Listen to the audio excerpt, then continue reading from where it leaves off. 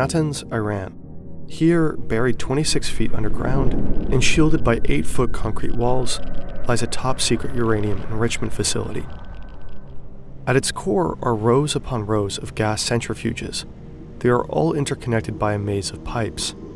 Gaseous uranium is pushed through the system in several stages. The centrifuges spin at dizzying speeds, which separates uranium isotopes based on their weight. The heavier atoms are gradually pushed towards the outer edges, while the lighter atoms concentrate in the center. That's the enrichment. When this enriched uranium is later split, enormous amounts of energy are released. Enriched uranium is the key ingredient to nuclear power plants, or to the deadliest weapon mankind has ever seen.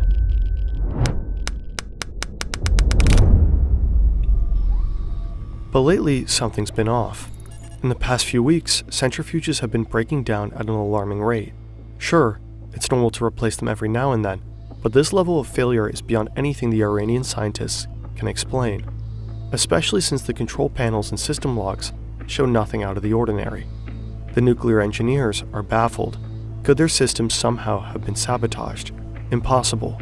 The facility is completely air-gapped, hermetically sealed off from the internet, and physically disconnected from the outside world. It's perfectly protected from foreign intelligence services like the CIA. There's no way that anybody could get into these systems, right?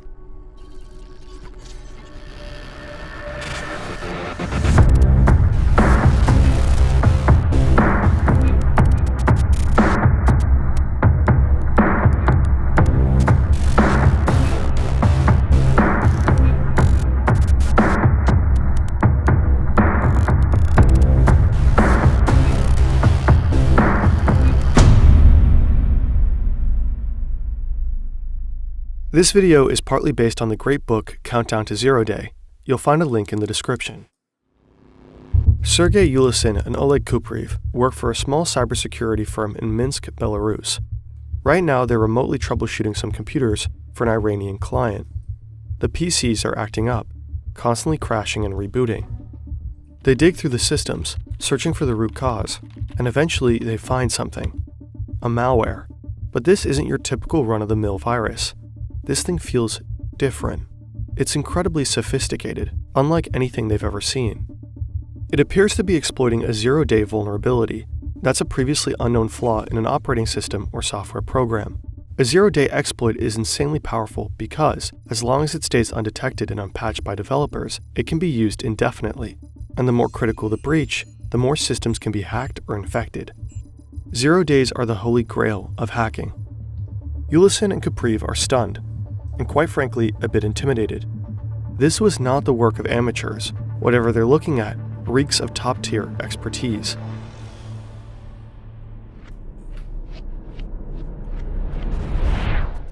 The malware turns out to be a highly complex computer worm. It can replicate itself and somehow stay undetected while slipping into the most heavily secured Windows systems. Alarmed, Ulysin and Kupriv email Microsoft to report their troubling discovery, but oddly enough, they get no response. 2 weeks later, they decide to go public. On July 12, 2010, Ulysin posts a warning on his employer's website in an English-speaking online security forum. He shares what they found out about the malware and issues an urgent alert. But the warning comes too late. The worm has already spread far and wide, infecting over 100,000 computers across more than 100 countries. Among them, Indonesia, India, Azerbaijan, Pakistan, Malaysia, and the US. But most of all, Iran.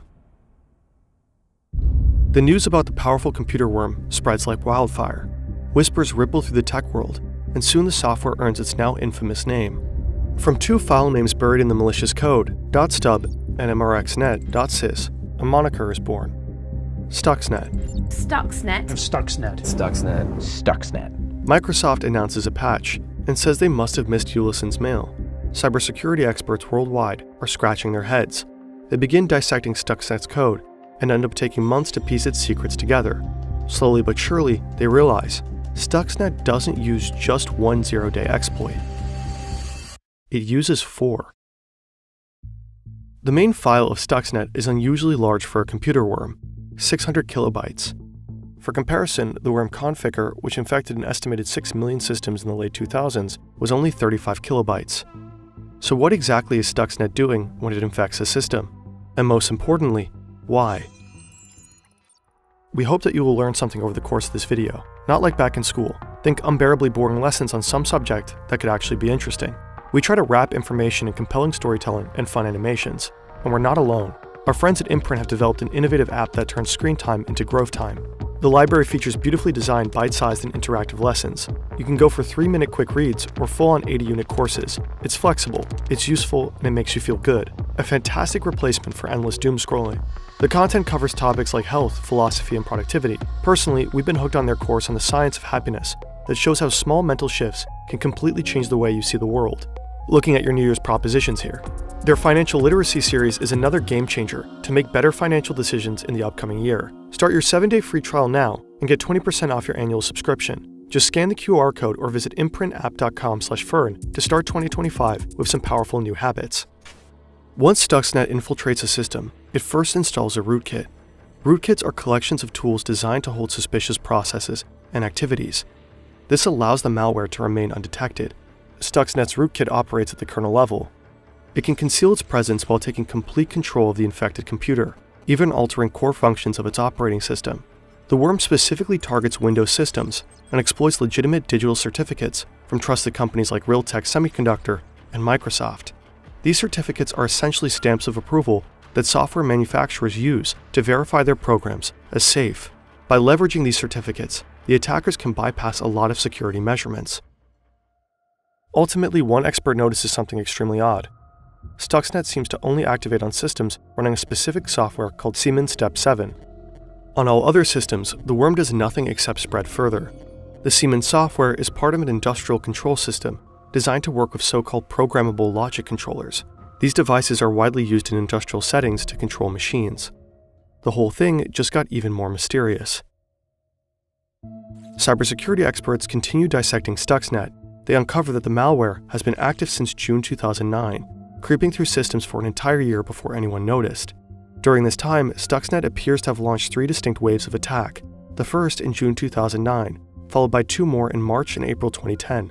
With each wave, the code was slightly tweaked, most likely to render the malware even more aggressive. There are very few entities in the world who could pull this off. And there's one more detail. Stuxnet isn't just attacking any random computer running the Siemens software. It's originally tailored to strike in one specific country. Whatever Stuxnet is after, it must be worth the enormous amount of effort put into this worm. It must be industrial in nature, and it must be located in Iran. In 2002, an Iranian resistance group exposes the existence of 2 top-secret nuclear facilities in Iran, a heavy water plant in Iraq, and a uranium enrichment facility in Natanz. Why does Iran suddenly need so much uranium? Alarm bells go off in the West. Could Iran be working on nuclear weapons? This would violate the Non-Proliferation Treaty, or NPT. That's an agreement signed by the international community in 1968 to prevent the spread of nukes and promote disarmament. Iran appears to be willingly breaking the NPT.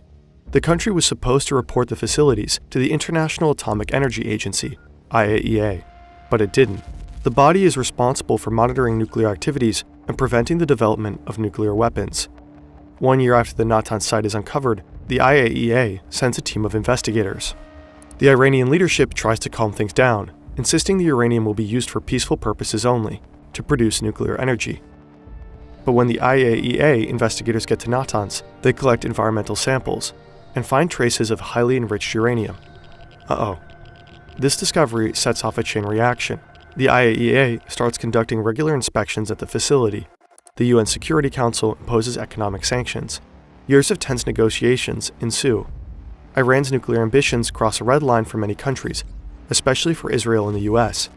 Once allies, Washington and Tehran became bitter enemies after the Islamic Revolution in the 1970s.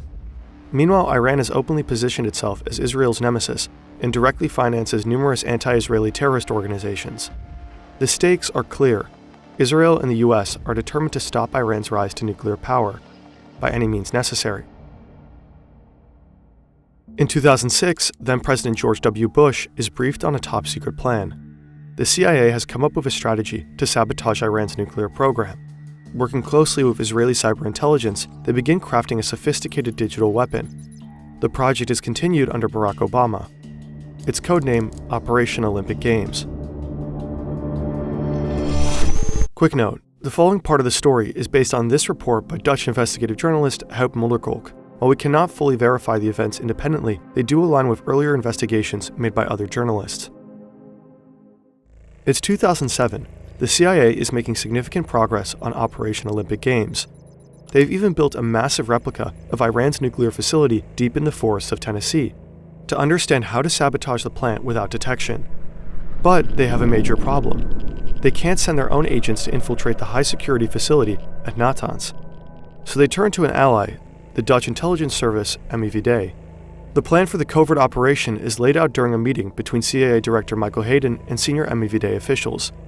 Enter Eric van Sabbe, a Dutch engineer living in Dubai. He works there for a transportation company. He's also an asset for the Dutch Secret Service.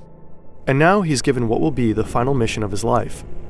Van Sabbe is to install water pumps at the Natanz plant. According to CIA Director Hayden, these pumps contain a technical masterpiece. Later that same year, Van Sabbe makes his way into Natanz and goes to work. How exactly he gains access remains a mystery, but he gets the job done. Van Sabbe successfully smuggles one of the most powerful cyber weapons ever created into a heavily secured and isolated underground nuclear facility. 2 years later, in 2009, he dies tragically in a motorcycle accident in Dubai. There are no indications of foul play. Once Stuxnet is inside the systems at Natanz, the malware gets to work. But somehow it's not effective yet.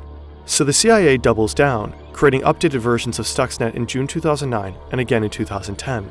The iterations are faster, more aggressive, and capable of spreading across systems more efficiently, wreaking even greater havoc. This time, the US shifts tactics to get their weapons into the plant. They target 5 Iranian companies, specializing in industrial control systems. The updated Stuxnet worm uses those computers as a gateway to once again find its way into the Natanz facility. For weeks, the malware does nothing but observe, recording every detail of the usual routine. When it's finally ready to strike, it starts by sending fake signals to the control room. To the operators, everything looks perfectly normal. But behind the scenes, chaos unfolds. Stuxnet sabotages the centrifuges by taking control of their frequency converters, the systems that regulate motor speeds. Stuxnet starts altering the centrifuge's speeds. The frequency converters usually operate within a safe range of 807 to 1207 Hz.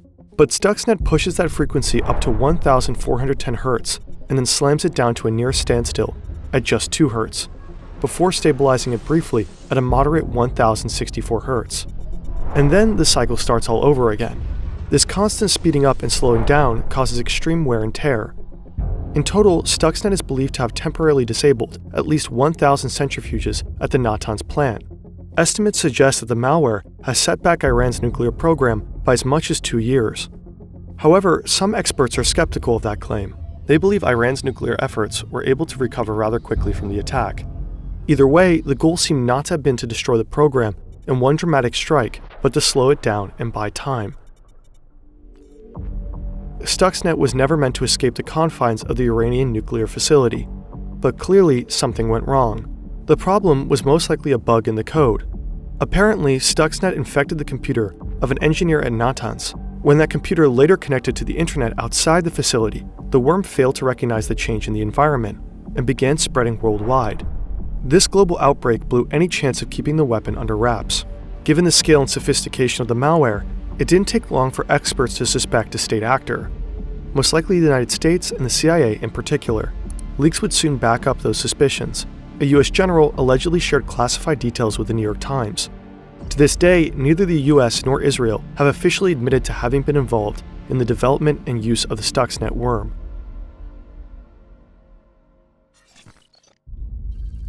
Stuxnet marked a historic first, a digital weapon capable of physically destroying an industrial facility.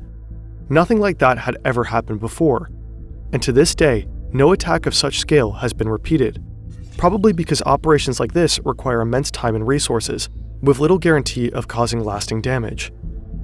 In 2021, another suspected cyber attack hit Iran's nuclear facilities, allegedly orchestrated by Israel. But like Stuxnet, it failed to permanently derail Iran's nuclear ambitions. According to the US Secretary of State, Iran is now dangerously close to having enough material to build a nuclear weapon. Whether they will actually build one remains uncertain. Iran's newly elected president continues to claim the country has no interest in nuclear arms.